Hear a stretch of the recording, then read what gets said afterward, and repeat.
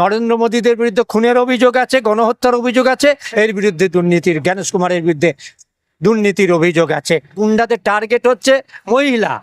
আসলে বিজেপির কাজ মানে ভারত জ্বালাও পার্টি, বাংলা জ্বালাও পার্টি, বিজেপি বাংলা জ্বালাও পার্টি, তার কাজই হচ্ছে মানুষের অধিকার কেড়ে নাও। এই এত মানুষের প্রায় 1.5 কোটি, 1,24,00,000 মানুষের নাম তারা বাদ দিয়ে দিয়েছে। কারণ হচ্ছে মানুষ যদি ভোট দেয় তাহলে বিজেপির মতো একটা গণতন্ত্র বিরোধী, সংবিধান বিরোধী, নারী নির্যাতনকারী, বেকার বিরোধী, হিন্দু বিদ্বেষী দল পশ্চিমবাংলায় তার পায়ের তলায় সামান্যতম মাটি থাকবে না। তাই বিজেপির নির্দেশে, শুভেন্দু অধিকারীর নির্দেশে জ্ঞানেশ কুমাররা পার্টির কাজ করেছে। কেননা জ্ঞানেশ কুমারের বিরুদ্ধেও দুর্নীতির অভিযোগ আছে।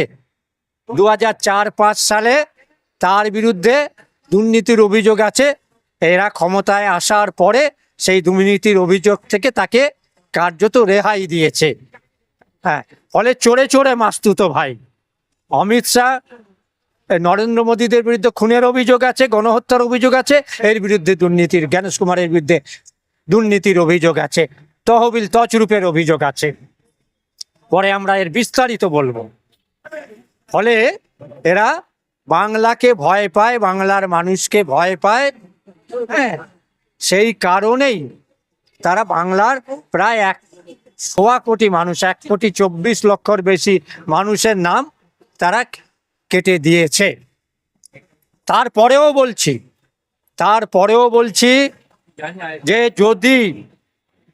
যদি মানুষ ভোট দেবার সুযোগ পায়, কারণ ইতিমধ্যেই দেখছেন যে নরেন্দ্র মোদীকে রাজ্যের বাইরে থেকে কি পরিমাণ গুন্ডা নিয়ে এসছে, এবং সেই গুন্ডাদের টার্গেট হচ্ছে মহিলা।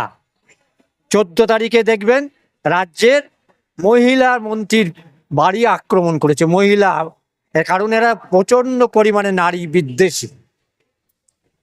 ফলে যদি ইভিএম মেশিনে ওই বাইরে থেকে ফোর্স এনে বাংলায় জেতা যাবে না, বাংলায় জিততে পারবে না। বাইরে থেকে যতই আগে আনুক না কেন, এবং বাংলায় বিজেপির লোকদের সামনে এনে এই অফিসারদের, বিজেপি বিরোধী যারা আইন মেনে চলতে চায়, সংবিধান মেনে চলতে চায়, যে সমস্ত অফিসাররা তাদেরকে ভয় দেখিয়ে তাদেরকে পদ থেকে সরিয়ে দিয়ে নির্বাচন করার চেষ্টা করছে। বিজেপি বাংলার প্রশাসনের মধ্যে বিজেপির লোক, যে সমস্ত বিজেপির অফিসাররা আছে তাদেরকে দিয়ে নির্বাচন করানোর চেষ্টা করছে। ইভিএম মেশিনে যদি গোলমাল না করে, ওরা সব কিছুই পারে, তাহলে বাংলায় গতবারের বিজেপির যা রেজাল্ট হয়েছে আরও রেজাল্ট খারাপ হবে।